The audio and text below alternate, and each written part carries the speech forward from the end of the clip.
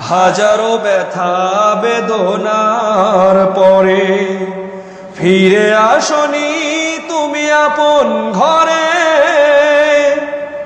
দিনের আলো তুমি ছড়িয়ে দিতে চলে গেলে মদিনায় মক্কা ছেড়ে।